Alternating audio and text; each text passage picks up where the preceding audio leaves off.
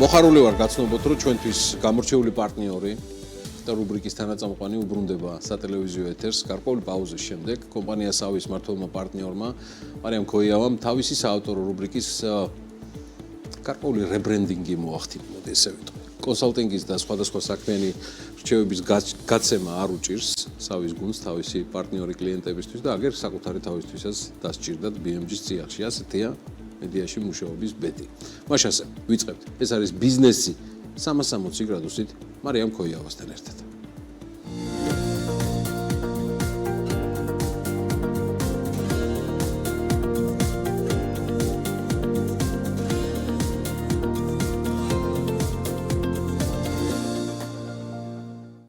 ხო, ბარემ აქვე ვიტყვი მიზეზი რის გამოც მოხდა მარიამ ქოიავას საავტორო რუბრიკის დანიშნულების, შინაარსის და დასახელების შეცვლა უკავშირდება ჩვენ საერთო დაკვირვებას, რომ ცალკეული ბიზნეს ინდუსტრიების, სექტორების მიმოხილვისას და დაკვირვებისას, მათზე ინფორმაციების გადმოცემისას აშკარად გვაკლდა მეტად სიღრმეებში ჩასვლა იმ დეტალებში, რომელიც ბიზნეს განსაკუთრებით აინტერესებს. ესეთი უკავშირი მიიღეთ და ხო, რაც თავარი ააზღვევს იმ შესაძლო რისკებისგან და ამიტომ რა გადავწყვიტეთ? ამიტომ გადავწყვიტეთ სრულად და ბოლომდე მოვახერხოთ და დაგანახოთ სხვადასხვა ბიზნეს ინდუსტრიები სრულად განსხვავებულ რაკურსში და სულ რამდენჯერმე დავგჭირდეს ამ რუბრიკის, ანუ ბიზნესის 360 გრადუსით არსებობის მანძილზე ერთი და იგივე ბიზნეს ინდუსტრიაზე მიბრუნება არ დაგზარდებით არც ერთი და მარიამ ქოიავასთან ერთად ამ კონკრეტულ ბიზნესს მაინც სრულად და ბოლომდე დაგანახებთ 360 გრადუსით. მოკლედ, დილამშვიდობისა მარიამე და კეთილი იყოს შენი დაბრუნება სატელევიზიო. დილამშვიდობისა გიორგი, დიდი მადლობა. მივესალმები ჩვენს მაყურებელს. კი ბატონო. რა დავაკელით წარდგენას 360 გრადუსისა და რას ფიქრობ?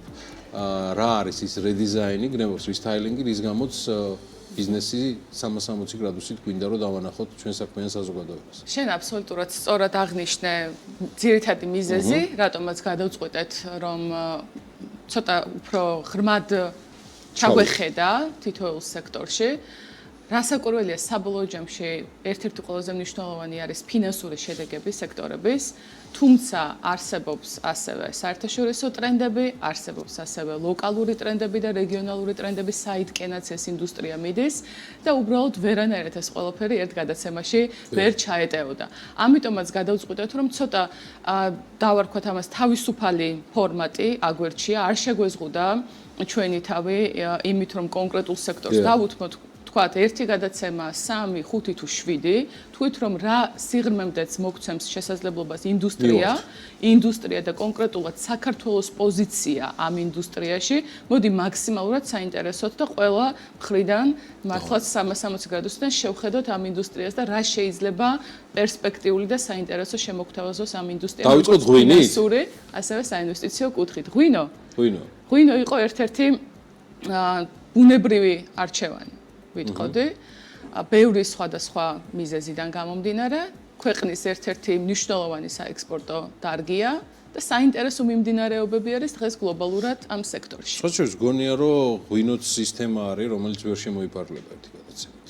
მისი სიღრმეებიდან და დეტალებიდან გამომდინარე, ვიდრე განვაგრძოთ საუბარს, გეტყვით მცირე ღვინის ინდუსტრიაზე, გლობალური ღვინის ინდუსტრია მნიშვნელოვანი ეკონომიკური სფეროა. მისი შემოსავალი 2024 წლისთვის დაახლოებით 338 მილიარდად ფასდება და არსებული პროგნოზით 5 წლიან პერიოდში, ვიდრე 2029 წლამდე, ის დაახლოებით 12%-ით გაიზრდება.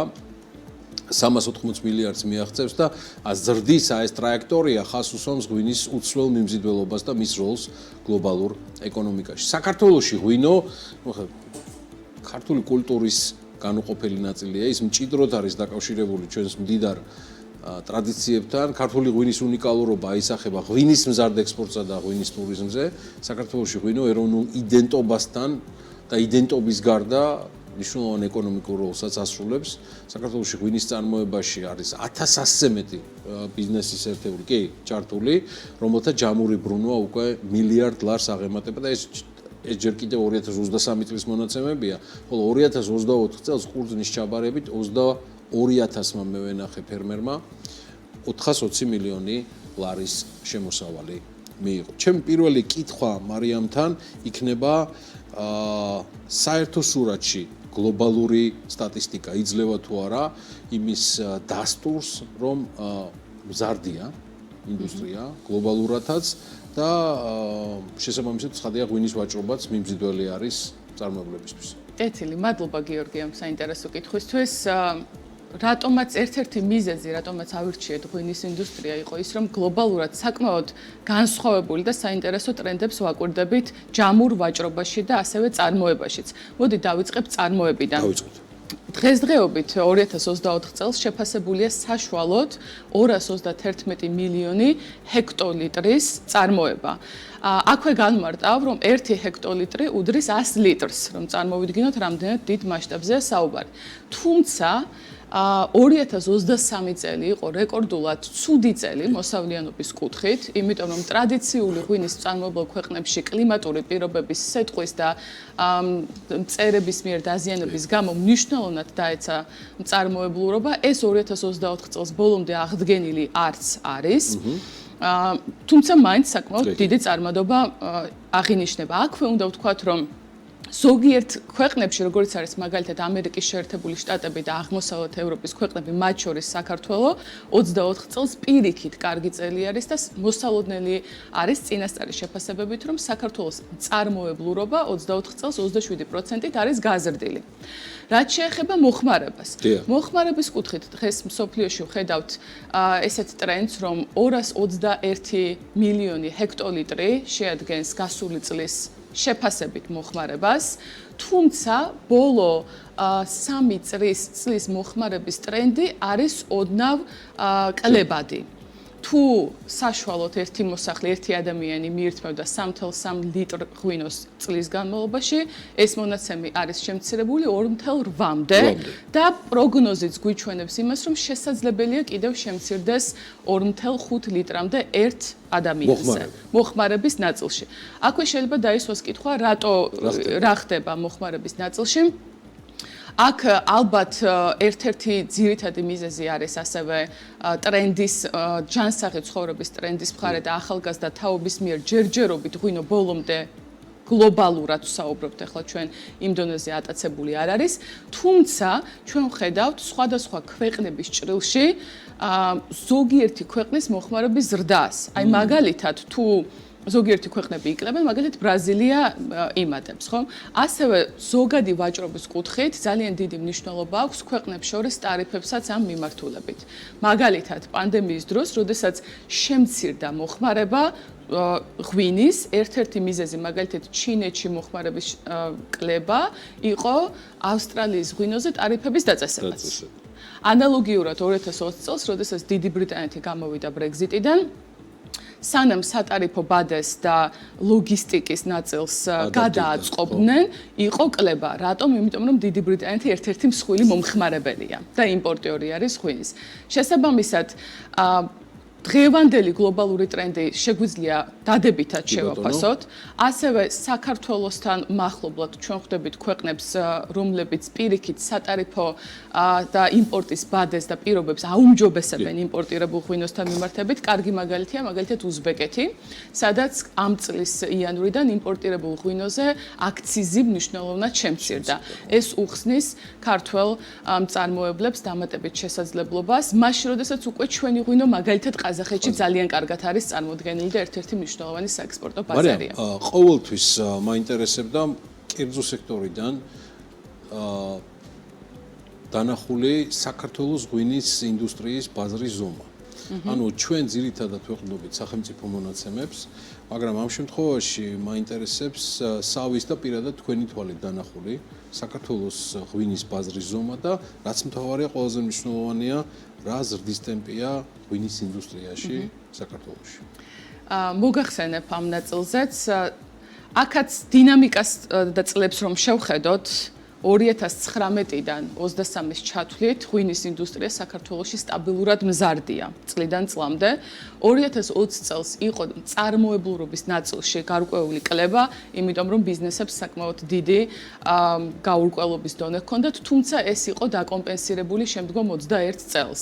დამატებითი ინვესტიციით ფიქსირებულ აქტივებში 66%-ით გაიზარდა 2020 წელთან შედარებით ინვესტიცია ფიქსირებულ აქტივებში და ეს ჩვენ გვაძლევს იმის ანალიზის შესაძლებლობას, რომ კომპანიებმა დაამატეს საწარმოო სიმძლავრეები და გაფართოვდნენ. რაც შეეხება თვითონ Dark-ს 271 მილიონი აშშ დოლარის საექსპორტო დარგია ეს დღეს, შესაბამისად საკმაოდ მნიშვნელოვანი ელემენტი არის ჩვენ საექსპორტო დავარქვათ კალათაში. ძალიან ბევრ ადამიანს მოიცავს, იმიტომ რომ ეს ღვინო ხომ პირველად წარმოებაზეც არის ამ შემთხვევაში დამოკიდებული და ყურძენზე. შესაბამისად ძალიან ბევრი ფერმერი იქნება ეს თუ მცირე წარმოება იღებს ძალიან დიდ სარგებელს აი ამ ღირებულებათა ჯაჭვში ყოფნის და არსებობის შემთხვევაში. აქვე კიდევ ერთი მნიშვნელოვანი ტრენდი, რაც უნდა ვახსენოთ, არის რომ საქართველოს ღვინის ექსპორტში აი ამ 271 მილიონ აშშ დოლარში 71.3% ეს არის წითელი ღვინის ექსპორტი და 26.3% ეს არის თეთრი ღვინის ექსპორტი. თუმცა ამ ორ შორის წითელი ღვინის ექსპორტი რაოდენობრივად წლიდან წლამდე იკლებს. რატომ ვახსენებ ამ ტრენდს? იმიტომ რომ ზუსტად მსოფლიო ტრენდიც არის ეს, რომ მოხმარება წითელი ღვინიდან გადადის თეთრზე, ან ვარდისფერზე, ან ისეთი ნიშურებზე, როგორიც არის თუნდაც ქართული ქვევრის ღვინო. ამ კუთხით ჩვენ ხედავთ, რომ საქართველო როგორც ღვინის მწარმოებელი ქვეყანა არის ზუსტად იმ ტრენდზე და იმ დადებით ტალღაზე, რასაც დღეს მსოფლიოში ხედავთ და კიდევ უფრო ველოდებით.